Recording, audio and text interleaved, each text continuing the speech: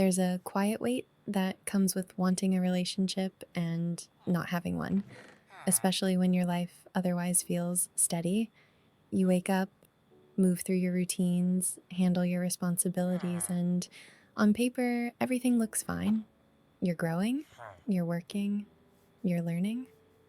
But in the background, there's this steady awareness that your life is experienced entirely from the inside.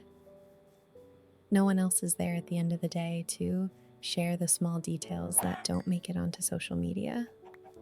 The passing thoughts, the random frustrations, the moments that would feel lighter if someone else witnessed them. Wanting partnership isn't weakness, it isn't dependency, it's just a desire to build something alongside someone instead of parallel to them. What makes the struggle complicated is that most people who want a relationship aren't sitting still. They're meeting people, they're putting themselves in social spaces, they're opening conversations, they're giving chances. And yet, the gap between connection and commitment feels wider than it used to. You meet someone and the beginning feels promising. Conversation flows, there's curiosity, there's attraction. You start imagining how this could develop. Not in a fantasy way, just in a grounded, realistic way. You picture introducing them to your friends. You picture what a normal weekend might look like together. Then something shifts.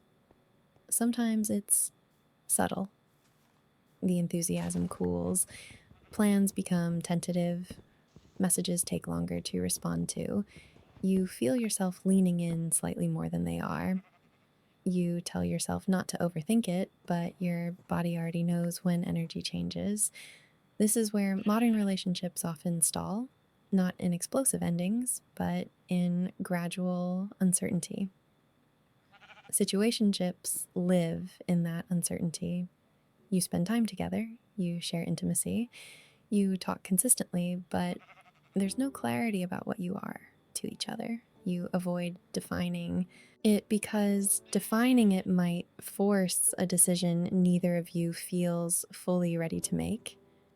It creates a strange emotional imbalance.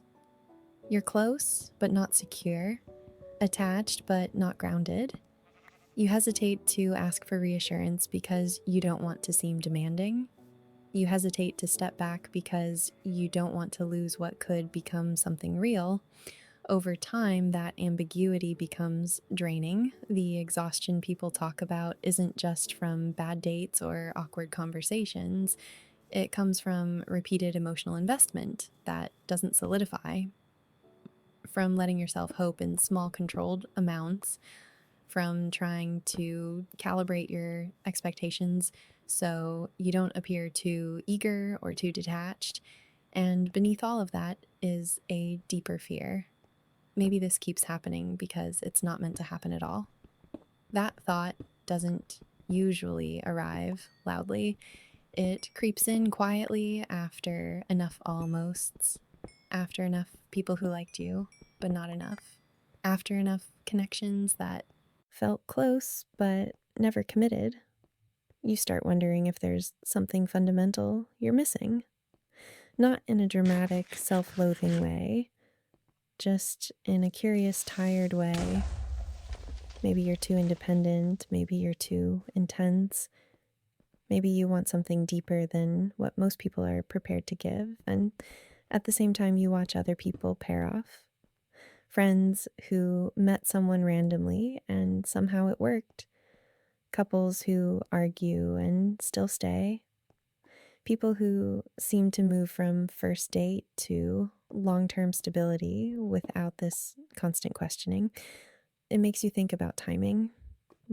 We romanticize timing as if it's fate wearing a disguise. If it's meant to be, it'll happen. That idea is comforting because it removes responsibility. It suggests that alignment is inevitable if the connection is real. But real life doesn't operate on neat narratives.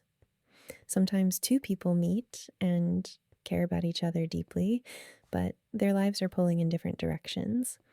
One wants to settle down, the other wants to move cities. One craves emotional intensity, the other prefers space.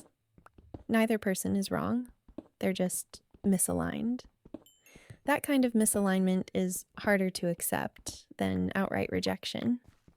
Rejection gives you closure. It's painful, but it's clear. Misalignment leaves room for imagination.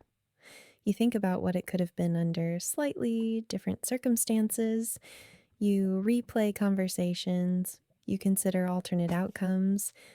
You wonder if a little more patience would have changed everything. And sometimes you stay longer than you should because of that potential. There's a specific kind of quiet humiliation that comes from trying harder than someone else. Not begging, not pleading, just leaning forward while they remain neutral. You're the one initiating plans. You're the one checking in. You're the one pushing the conversation deeper while they keep it surface level. You tell yourself you're just showing effort. You tell yourself relationships require work, but effort only feels good when it's reciprocated. When it's one-sided, it slowly erodes your confidence. Eventually, you start pulling back, not because you want to, but because you're tired of feeling slightly more invested. That's where the difference between forcing something and letting it go becomes painfully clear. Forcing feels like convincing them to see your value, convincing yourself that their inconsistency isn't a red flag, convincing the situation to stabilize through sheer will. Letting go feels like stepping into uncertainty. It means accepting that even if love exists, it may not be sustainable in the form you hoped for. It means acknowledging that wanting something deeply doesn't automatically make it viable. There's grief in that acceptance, not just grief for the person, but grief for the imagined future, the routines you mentally constructed, the version of yourself you were becoming with them. When something doesn't work out, especially after emotional investment, it leaves a residue. You become slightly more cautious next time, slightly more guarded. You analyze earlier. You test consistency faster. You try to protect yourself without fully closing off. And yet, no matter how careful you become, the risk remains. That's the uncomfortable truth about relationships. There is no version of love that eliminates vulnerability. The only way to guarantee safety is to opt out entirely, but opting out doesn't erase longing. So you exist in this tension between independence and desire. You build a full life. You cultivate hobbies. You strengthen friendships. You grow in your career. You become someone you're proud of. And still, there are moments, quiet, unremarkable moments, where you wish someone else was there to share it, not to complete you, just to accompany you. Maybe it's not about fate at all. Maybe not meant to be isn't some cosmic judgment about your worth. Maybe it's simply recognition that compatibility requires more than attraction and affection. It requires shared direction, shared emotional capacity, shared willingness. And when those pieces don't align, no amount of intensity can hold it together long term. That realization doesn't make the loneliness disappear. It doesn't make the waiting easier, but it does shift the narrative slightly. Instead of asking why it hasn't worked yet, maybe the question becomes whether you're willing to keep showing up without guarantees. That's the real challenge. To stay open without becoming desperate. To stay hopeful without becoming naive. To walk away from what drains you without convincing yourself that it was your only chance. There isn't a clean conclusion to this. No neat resolution. Just the understanding that love isn't something you win by trying hard enough.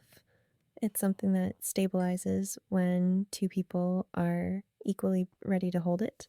And maybe when something doesn't work out, it isn't proof that you're unlovable. It might simply mean that love that lasts doesn't feel like survival. If you're going through something similar, I hope you handle it with honesty, with yourself, and with the other person. That's all you can really control. Thanks for listening. I'll see you in the next one.